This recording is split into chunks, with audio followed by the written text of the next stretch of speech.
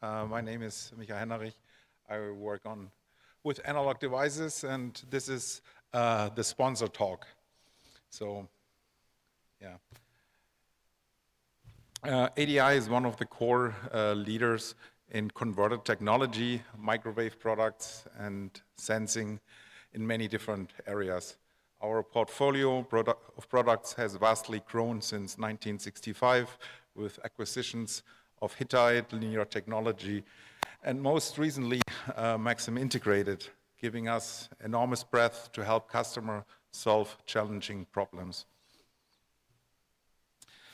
Some numbers: ADI was founded in 1965. Our headquarters is in Wilmington, Massachusetts, Boston area.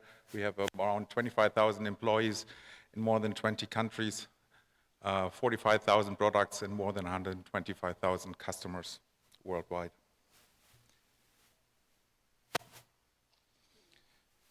From power management to RF and microwave, a complete portfolio of digitizer products enabled by software and HDL and also algorithms. We now also do modules.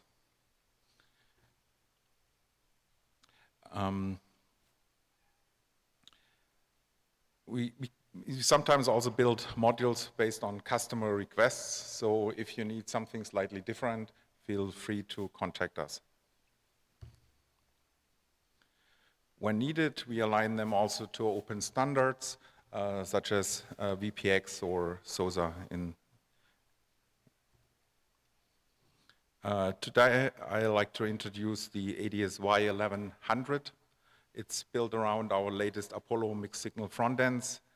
The whole module consists of a digitizer base card and a swappable tuner or RF personality card. We plan to have two versions of the digitizer card, one for real-time digital signal processing using a very large Virtex Ultrascale VU11P and Sync Ultrascale CU4. The other version is going to be more targeted around Edge AI and will use the Versal HBM series of SoCs. The baseband card includes the Apollo digitizer, which has, by the way, lots of hardened DSP blocks and features. The two FPGAs, some additional LPS DDR memories, the clocking and the power solution, all on a single PCB.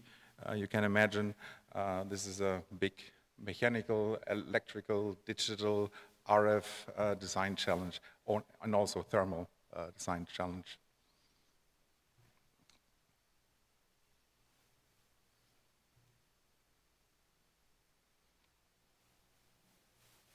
Here's some pictures, top and bottom, how it looks like.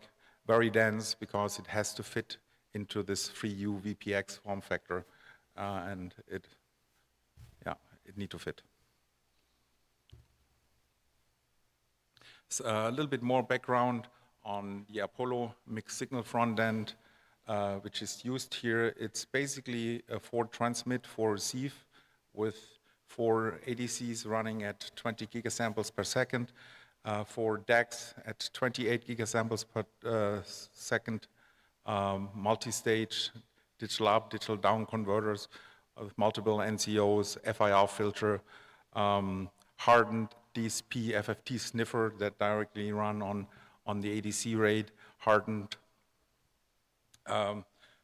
or fast frequency hopping, and also it features a lot of low latency loopbacks where you can basically throw back the RF at different levels, either directly after the ADC with some delays and things like that.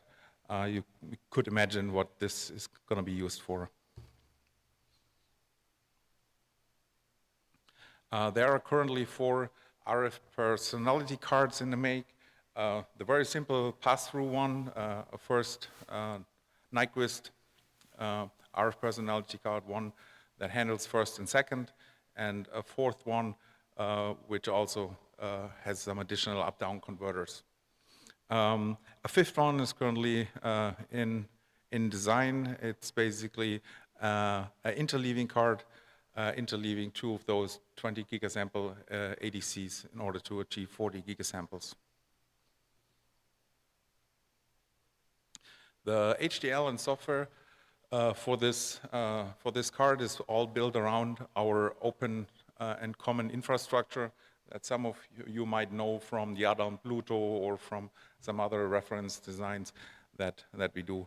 It's all using standard things, in kernels, drivers, IAO support, and many things more.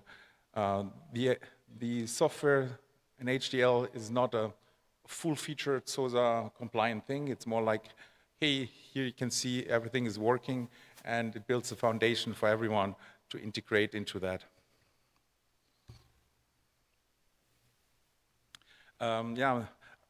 Dual FPGA sounds complicated, but in reality, it's actually not. The Sync Ultra Scale here in this design boots the Virtex using select map interface. There's a chip-to-chip bridge over Aurora between the two FPGAs. So all the high-speed HDL IP cores are instantiated in the big Virtex, and all the software runs on the quad-core ARM on the Sync Ultra Scale. Having all the IPs exposed via XeBus and directly memory mapped into the memory of the Sync Ultra Scale.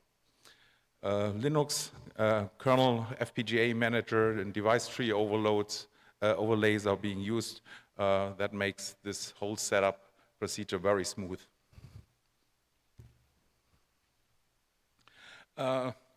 Another big system level challenge is multi-IC synchronization. I want to briefly introduce a new device and explain a little bit the challenge. There are typically two aspects to it. The first one is kind of the chip internal, where the device needs to have provisions to support multi-chip sync. That means synchronizing internal PLLs, resetting dividers, and things like that.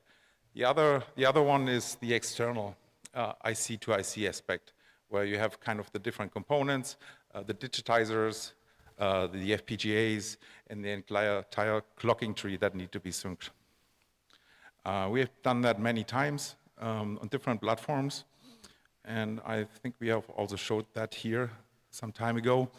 In general, there's typically the digitizer and ultra-low phase noise, in this case a 20 gigahertz PLL with VCO, some additional clock chips to provide required system clocks, and of course a very high performance reference.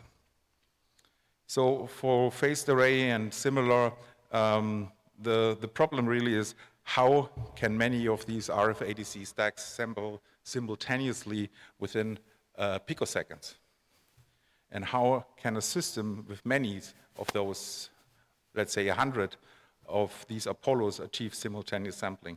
So first of all, it's a PCB design challenge, and the drift over temperature is a big problem to solve. The solution is a 10-channel precision synchronizer that we are about to release. It's called ADF 4030, and the goal is to align up to 8 9084s, these Apollos with B-Sync and trigger signals, and this turns this 20 gigahertz setup and hold timing problem into a smaller 160 megahertz timing issue. So the B-Sync, it's called for bidirectional sync, connections between the FPGAs and the Apollos and the ADF 4030. They are bidirectional, yes. They create a round trip delay equivalent, which the ADF 4030 can measure and compensate. The chip is in essence a big time to digital converter with 10 bidirectional IOs or channels, and any of the 10 channels can generate an output frequency with a programmable fine delay adjust. But also the channel can change direction and measure a delay relative to any of the 10 inputs.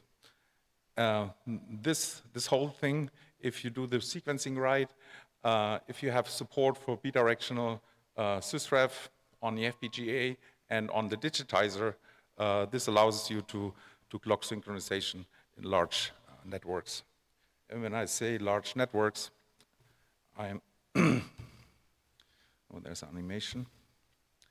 I mean example trees like that, where you have hundreds or thousands of digitizers. And that is a typical use case for large-scale phased array. Last but not least, there's also a quad Apollo development kit. We call it Triton. It basically has 4 of these Apollo chips on a single FMC Plus with 16R, 16T, X-band lattice spacing, and also software control through libIO, GRIO, and that is sampling soon. So thank you for listening. If you found some of these pieces interesting, please stop by the booth in the expo hall. And also we are hiring. You can see our openings at careers.analog.com for different regions across the world. Thank you.